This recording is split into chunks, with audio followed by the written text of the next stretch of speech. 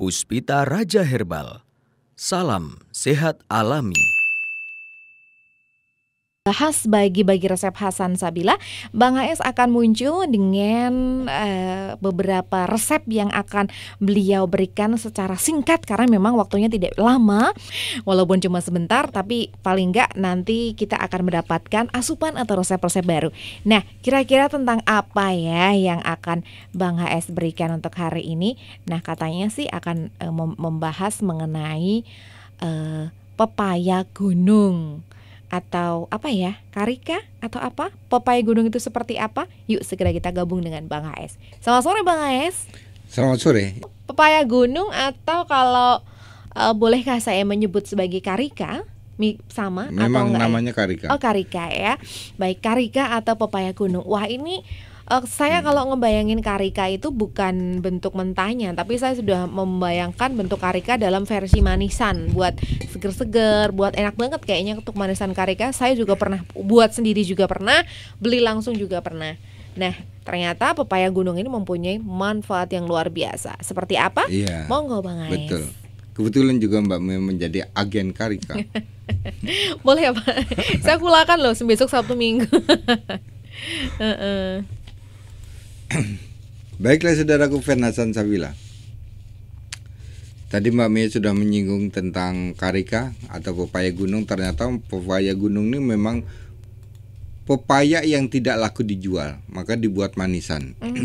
Baik. Ternyata manfaatnya luar biasa, sehingga saya tertarik untuk mengkaji, untuk mendalami karika ini bisa dibuat apa selain dibuat minuman. Ternyata bisa untuk kecantikan. Wow.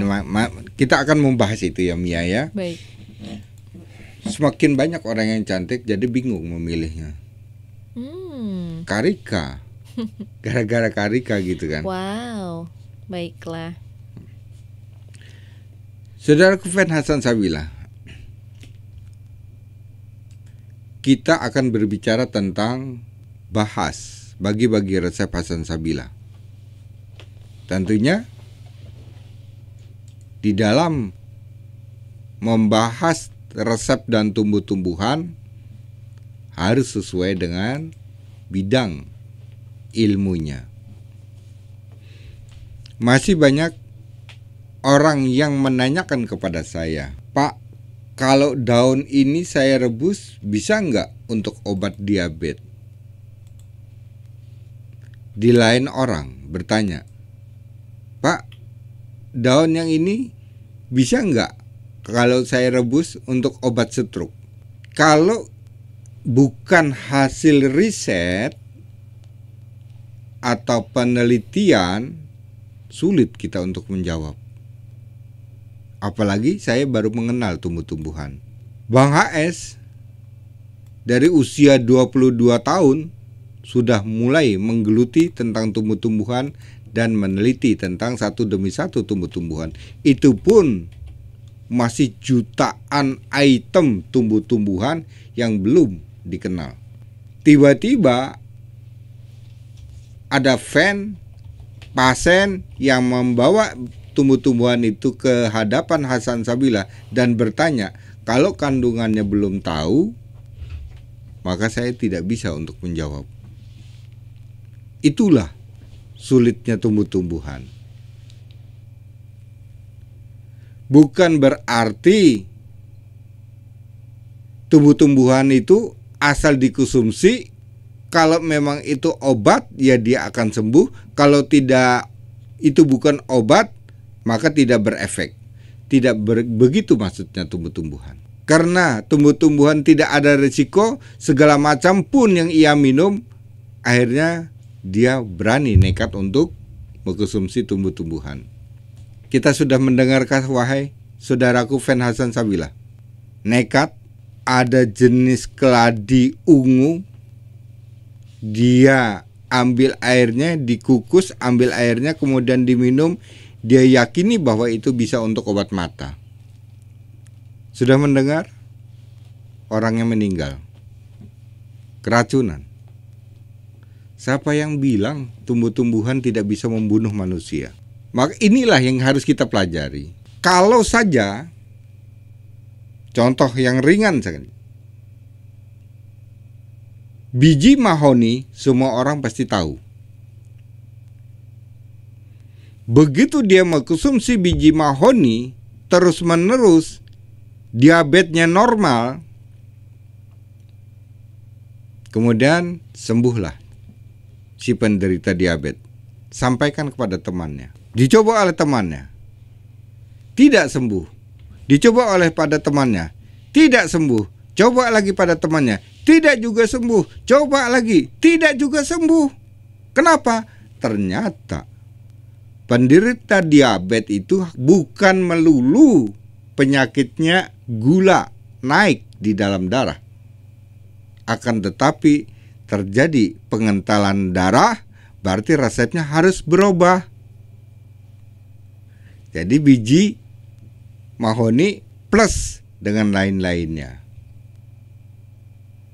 Ternyata diabetes, kolesterolnya tinggi, maka berubah. Ada jahe emprit, laos merah. Itulah sulitnya di dalam menentukan obat. Maka janganlah digembar-gemborkan kalau itu bukan hasil riset. Hasil risetnya begini Bapak, perbandingannya ya. Yang bukan hasil riset, Bapak coba biji mahoni, cocok. Coba ke orang lain gagal, ke orang lain gagal, ke orang lain gagal, ke orang lain gagal. Ini namanya tidak bisa, ini dianggap ilmu. Akan tetapi riset ini adalah menguji coba di ribuan orang. Tingkat keberhasilannya 78%. Itu baru diakui mempunyai khasiat yang nyata. Contoh, Bajakah ada seorang STM, kalau tidak salah dia di Kalimantan. Dia petiklah meyakini bahwa itu bisa untuk penyakit kanker. Kebetulan ibunya sembuh. Dicoba ke orang lain gagal, coba lagi ke orang lain gagal, coba ke orang lain gagal. Digambar-gemborkan bahwa Bajakah adalah obat kanker. Bohong. Inilah mengkaji ilmu tidak semudah. Maka ada penggabungan tumbuh-tumbuhan untuk mengobati atau menyerang suatu penyakit. Ya Bapak dan Ibu, ini yang harus kita pahami. Kita masuk dalam materi tentang pepaya gunung. Ternyata pepaya gunung itu dia mempunyai kalsium yang bagus, yang berarti ini bisa untuk perawatan tulang. Gula, ada kandungan gula yang cukup, yang berarti kalau dikonsumsi untuk penderita diabetes, ini cukup, diabetesnya cukup stabil. Tapi bukan untuk obat diabetes ya. Kemudian ada karoten. Karoten ini setiap pepaya ada Bu. Ini untuk pewarnaan kulit dan pewarnaan mata. Jadi mata bisa melihat warna merah, warna putih dan sebagainya. Kulit juga begitu. Kulit yang kusam berubah menjadi kulit yang terang. Kemudian ada magnesium, vitamin B, kalium, serat, vitamin C, vitamin K, flavonoid. Itu kandungannya. Dari kandungan itu kita belajar. Ini bisa untuk apa sih? Ya. Jangan yang kita lihat adalah khasiatnya. Khasiatnya jangan-jangan orang hanya berbohong seperti itu tadi. Bajakah bisa untuk kanker, dicoba ternyata gagal. Hanya satu orang doang yang sembuh. Inilah. Riset belum membuktikan, sudah berteriak sekeras-kerasnya. Maka kepada semua fan Hasan Sabila, janganlah kita terkecoh, janganlah kita tertipu, janganlah kita dikuras uangnya demi keuntungan seseorang. Nampaknya baik kan Bapak dan Ibu? Cobalah kamu beli. Ini produknya baru booming, baru banyak orang yang dan banyak orang yang coba. Berhasil semua. Bahasa iklan. Biasa bahasa iklan seperti itu. Kecap tidak ada nomor 2.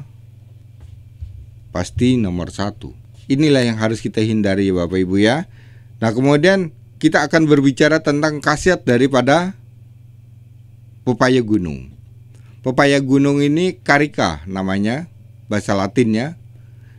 Dan kemudian dikenal tumbuhnya di lereng gunung yang dingin. Kebetulan dikembangbiakan di daerah Wonosobo. Di daerah kita belum ada. Nah, khasiat daripada ini, kalau dimakan begitu saja rasanya hambar sih Bu, tidak nyaman. Enggak, kalau lidah mesti tidak tertarik. Tapi kalau untuk kesehatan sangat tertarik. Ini bisa untuk pelangsingan, bisa untuk kecantikan, pelembut kulit. Dia mempunyai khasiat bisa menjaga kesehatan tulang karena ada kalsiumnya cukup tinggi, melancarkan pencernaan, menjaga kekebalan tubuh atau antibodi. Bukan berarti pepaya ini antivirus, tidak.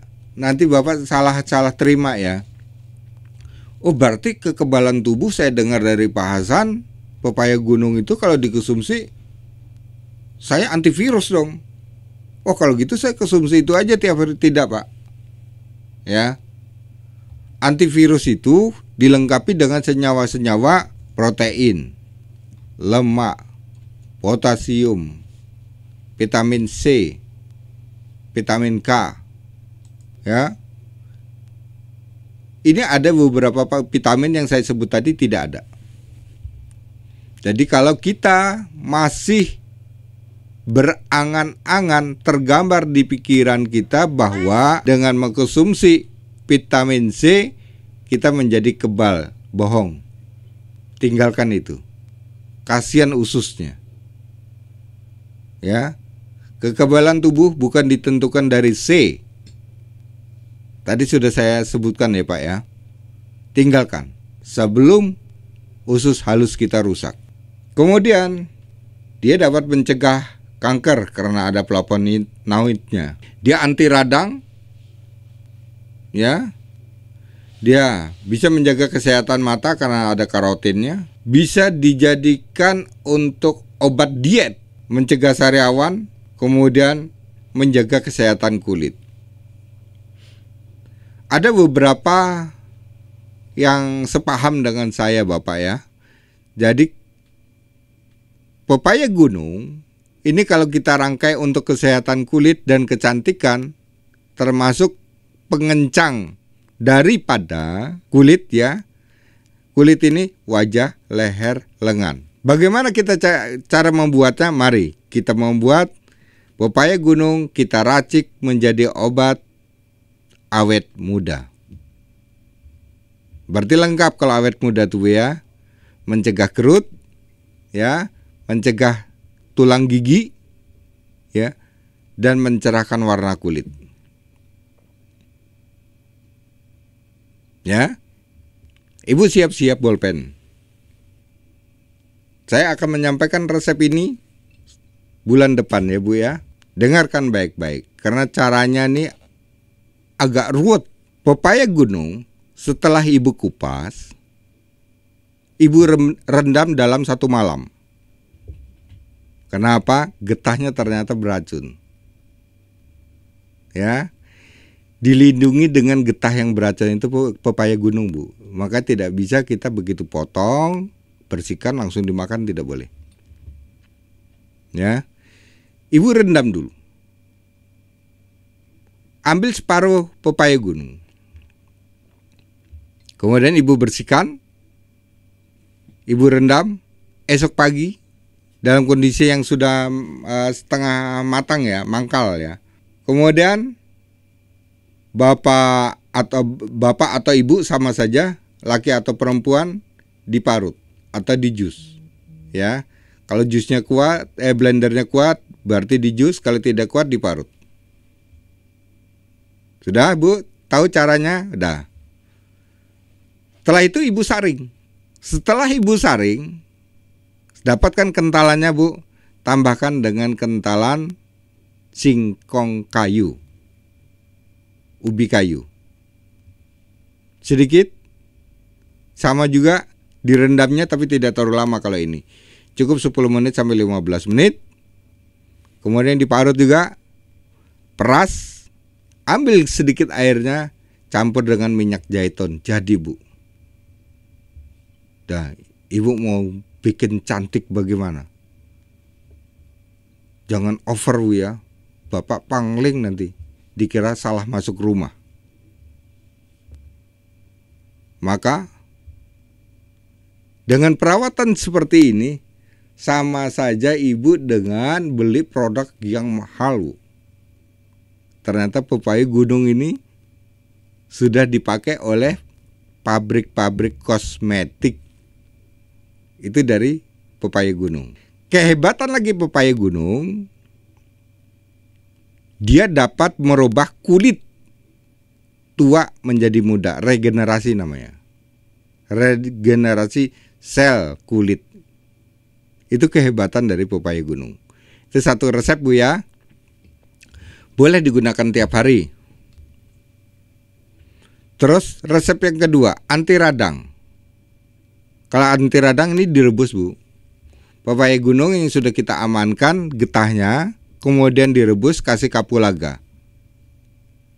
Ini untuk anti radang. Kapulaganya 10. Terus pepaya gunung untuk menjaga kekebalan tubuh atau stamina. Ya, ini saya kasih tahu Pak ya. Kalau ini yang matang. Pepaya gunung yang matang, Bapak ambil secukupnya, kira-kira Bapak kuat separuh ya separuh. Atau tidak dia seperempat. Karena ini yang matang. Kalau matang getahnya sudah tidak ada Pak. Getahnya sudah layu kalau yang matang ya. Bapak kupas, kemudian dijus. Bersama apa? Bersama alpukat. Lengkaplah vitamin gabungan antara vitamin yang ada di alpukat dan pepaya gunung lengkap. Di situ dia akan mendapatkan lemak. Di pepaya gunung tidak ada lemaknya. Maka kita akan mendapatkan protein dan lemaknya dari alpukat. Jadilah stamina. Kalau yang yang matang ini perlu direndam semalam? Kan kalau yang enggak, itu udah matang. Sudah matang. Getahnya sudah layu. Itu sudah aman, dikupas saja sudah tidak ada getahnya. Kalau yang masih mangkal tadi itu kan masih mengandung getah. Nah, itu harus direndam. Baik. Puspita Raja Herbal. Kami tidak kemana-mana, tapi ada di mana-mana.